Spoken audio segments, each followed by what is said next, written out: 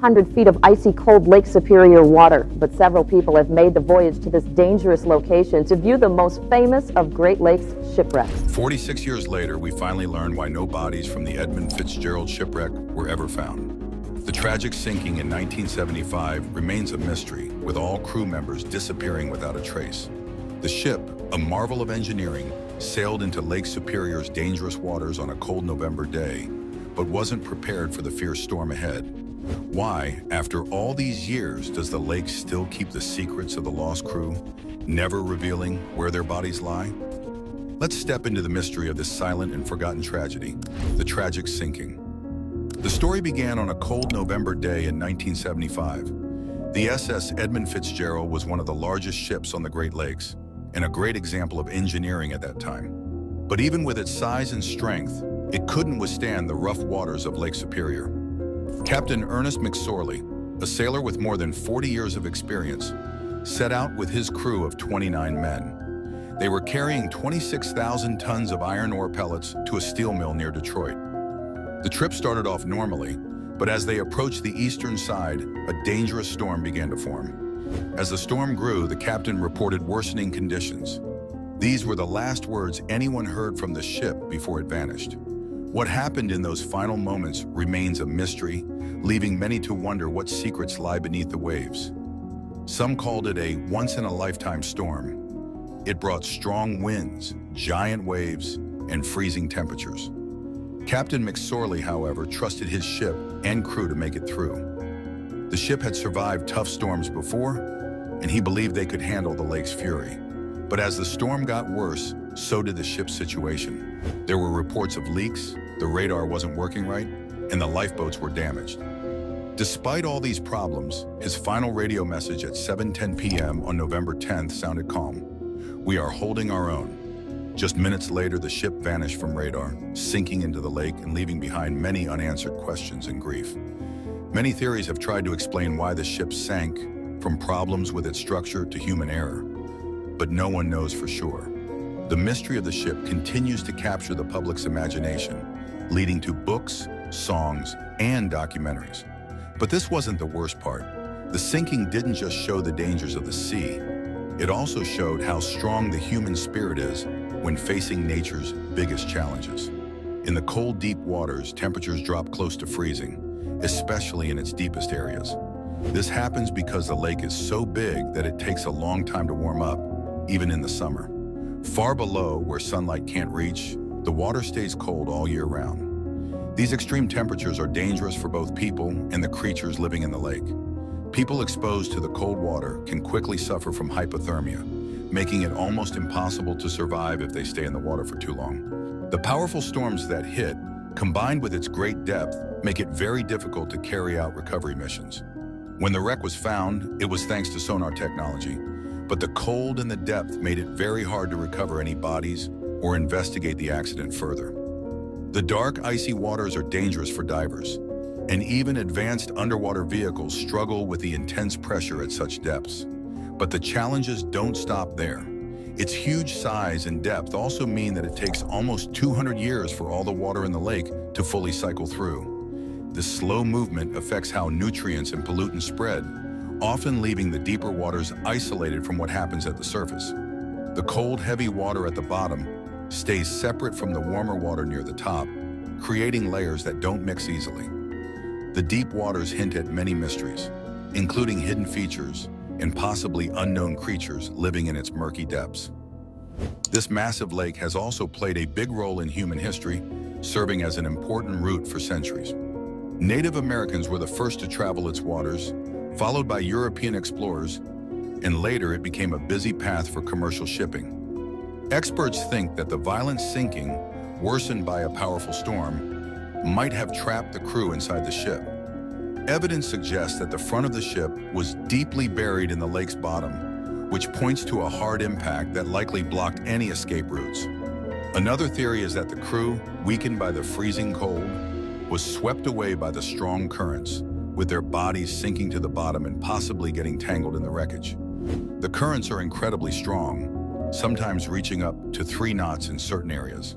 It's very possible that the crew had no chance of escaping and were pulled away, lost forever in the vast depths. Even with today's advanced technology, it's still extremely difficult to explore the deepest parts, as they are covered in layers of silt and debris, making it nearly impossible to recover remains. And this wasn't the worst part. These depths are also home to countless shipwrecks, each with its own sad story. The ship is just one of many that have met their end in the dangerous waters of the Great Lakes. It's a constant reminder of how unpredictable and deadly the lake can be. Perhaps the cold, dark waters hold on to their secrets tightly, refusing to let go of the souls lost in the tragedy. The lake's reputation for being unforgiving and dangerous is well-deserved, and its deep waters continue to stir both fascination and sadness. On top of its tragic place in history, the sinking led to important changes in shipping regulations and safety. Investigations and studies followed the disaster, aiming to understand what went wrong and prevent future tragedies, shaping the way maritime safety is handled today. The U.S. Coast Guard, the National Transportation Safety Board, and the Lake Carriers Association all carried out thorough investigations, but no clear reason for the sinking was ever found. The uncertainty surrounding the sinking has led to many theories and guesses, including ideas about possible problems with the ship, mistakes by the crew, and harsh weather conditions. Despite all the investigations and efforts to figure it out, the true cause of the disaster is still unknown. The story of the ship continues to grab our attention and reminds us how powerful and dangerous the lake can be. As we leave behind the chilling tale, we venture into the subsequent shifts in maritime protocols and safety measures that arose from this disaster. Tragedy and tribute.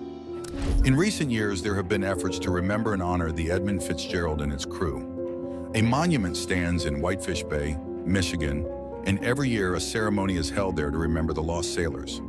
The event includes laying wreaths and a moment of silence to honor those who died. The story of the ship has also been kept alive in cultural works, like the song "The Wreck of the Edmund Fitzgerald" by Gordon Lightfoot. The song tells a sorrowful story of the crew and their families and has become a famous piece of Canadian folk music. Additionally, many books and documentaries have examined the tragedy, offering detailed views on what happened in its aftermath. These works highlight the importance of understanding how dangerous the sea can be. The loss of the ship's crew remains a sad and mysterious chapter in history. No bodies were ever found, and the terrible storm and the strong currents in the lake have turned this event into a lasting tragedy surrounded by uncertainty. The deep waters of Lake Superior hold on to their secrets, never revealing what really happened to the men of the ship. But the mystery wasn't even the worst part. 2 decades after the tragic sinking, something unexpected was discovered, adding even more mystery to the disaster story. This discovery only deepened the fascination with what really happened and made the event even more significant in maritime history. On July 4th, 1995, a group of adventurers led by Canadian Dr. Joseph McInnes set off on an expedition to find the wreck. Dr. McInnes was well known for his deep-sea explorations, and this journey had been in the works for quite some time. The team used the latest sonar technology in underwater vehicles to track down the ship. After several days of searching, they finally found it. The ship was resting about 530 feet underwater, roughly 17 miles northwest of Whitefish Bay, Michigan. When the team began exploring the wreck, they came across something unexpected. The crew's bodies were still surprisingly intact, preserved by the cold water. It was a haunting scene. Some crew members were still in their uniforms, seated in the dining area or lying in their bunks, while others were found on the deck. The freezing temperatures and the low oxygen levels at that depth had slowed down the process of decay, keeping the bodies well preserved. This discovery brought a mix of emotions: sadness, respect, and closure. For the families of the crew, who had spent 20 years wondering what happened to their loved ones, this find provided some long-awaited answers. The explorers took great care to document everything they found, making sure not to disturb the bodies out of respect for both the deceased crew and their grieving families. But this wasn't the end of the story. The recovery of the bodies reopened old questions about how the ship had sunk. Investigators started revisiting different theories, like whether the ship's structure had failed or if a massive wave had caused the disaster. As the news spread, public interest grew once again. Documentaries, books, and articles were produced, offering fresh perspectives on the ship's tragic end. The discovery made headlines in newspapers, magazines, and TV stations across the country. For the families who had been waiting for answers for 2 decades, seeing the ship and their loved ones gave them a sense of peace. Finally, they knew where their relatives were, and it brought some closure. This find also reminded everyone of the risks that sailors take when navigating the Great Lakes, leading to renewed calls for better safety measures and responsibility in the shipping industry. But even then, there was more to take away from this tragedy. Over time, the story became a symbol of remembrance. It was not just about the shipwreck, it became a lasting tribute to those who lost their lives at sea, ensuring their legacy would never be forgotten. The story has become part of popular culture, inspiring many books, documentaries, and movies. When Joseph McInnes and his team of explorers discovered the wreck, they found a haunting scene. The cold water of the lake slows down the decay of anything that sinks, which means bodies that end up on the lake bed could stay there for a very long time, never floating to the surface. In warmer waters, bodies often rise due to the gases that form, but in Lake Superior, the cold keeps them submerged, weighed down by their water-soaked clothing. The storm that sank the ship was massive, with waves as tall as 35 feet.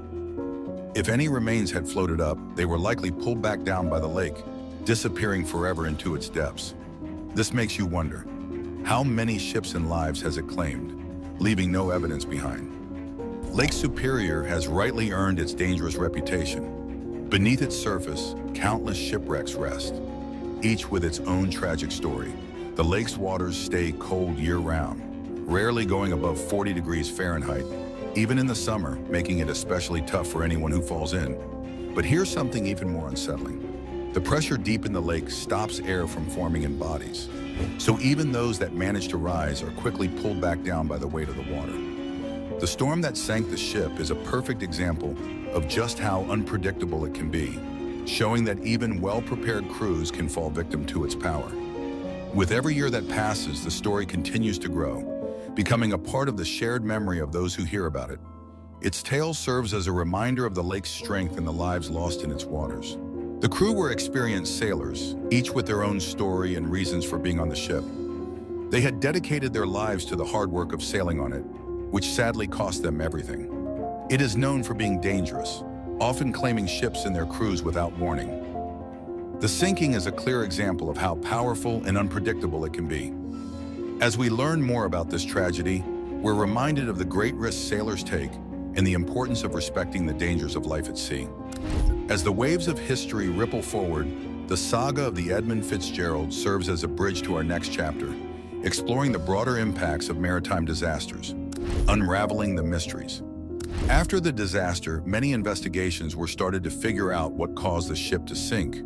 Groups like the U.S. Coast Guard, the National Transportation Safety Board, and the Lake Carriers Association looked into it. But even after all their efforts, no one could come up with a solid reason for the sinking. This has led to many theories, from problems with the ship's structure and human mistakes to the extreme weather on that day. The sinking of Edmund Fitzgerald didn't just leave a mark on music and literature, it also led to big changes in maritime safety rules. These new regulations were designed to help prevent future tragedies. But we can't help but ask, how many more ships and sailors has a Lake Superior taken, leaving them lost forever in its depths? On November 10, 1975, it sank, and all 29 crew members lost their lives. Their families were deeply affected, especially since their loved ones' bodies were never found. This made the loss even harder to deal with, leaving the families in a state of ongoing pain and confusion. Funerals were held, but without the bodies, the mourning process didn't feel complete. The rituals that are supposed to bring comfort were missing something important. But that wasn't the worst part. The families were left with a sense of emptiness and continued heartache. The ship wasn't just lost, it was a symbol of the lives that were taken, with no clear answers about what happened. Although new safety measures were put in place after the sinking, it didn't make things easier for the families who still had so many unanswered questions. As they searched for closure, the families had to accept the reality of moving forward without the traditional goodbye that comes with a burial. Many families held memorials and built monuments in honor of the crew members. Each year, ceremonies are held to remember their loss. However, these efforts didn't ease the pain of not knowing what really happened to their loved ones. Over time, these families continued to search for answers, speaking with experts and pushing for more investigations, but the lack of clear explanations only added to their frustration. But while these changes have made sailing safer and helped prevent similar tragedies, they came too late for the families of the crew. These families still live with unresolved grief and unanswered questions. The story is one of deep loss and sorrow, not just for the families, but for the entire maritime community. Shipping practices and safety rules have been transformed, but the cost of these improvements was high, both emotionally and financially. The memory of those lost remains with us, and the tragic event that took their lives is always on people's minds.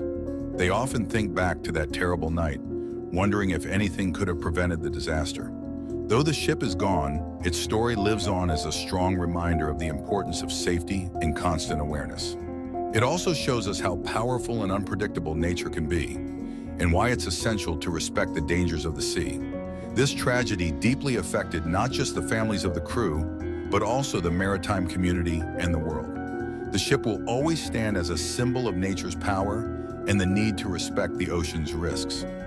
In the 2010s, advances in technology allowed for deeper explorations of the lake where the ship went down. Tools like underwater robots have mapped the lake's bottom and examined the wreck. One surprising find was a dead zone around the wreck, where the water has no oxygen and no life can survive. Some theories suggest the bodies might be stuck within the wreckage, or that the lake's ecosystem has absorbed them. Despite all this research, the full details of what happened that night are still unclear. But this wasn't the hardest part. As the investigations continue, the families of the crew members honor their lost loved ones while still grappling with the fact that no bodies were ever found. For them, the grieving process has been difficult, especially since funerals were held without the physical presence of those they lost. Over the years, many groups like the U.S. Coast Guard and the National Transportation Safety Board have looked into what caused the sinking, but no one has been able to give a definite answer. This uncertainty has led to many theories, including the possibility of structural failure, human mistakes, or a fierce storm. The fascination with the tragedy and its lasting impact continues to draw attention. The tragedy also led to big changes in shipping regulations and safety rules designed to prevent similar disasters. The Great Lakes region has been forever shaped by this event, and the sinking is now woven into its history and identity. As we look deeper into this tragedy, we're reminded again and again of how powerful and mysterious Lake Superior is. The story is a reminder of the dangers of the sea and the strength of the human spirit in facing nature's greatest challenges. Was the sinking of the SS Edmund Fitzgerald a result of a natural disaster, human error, or could it be something even more sinister?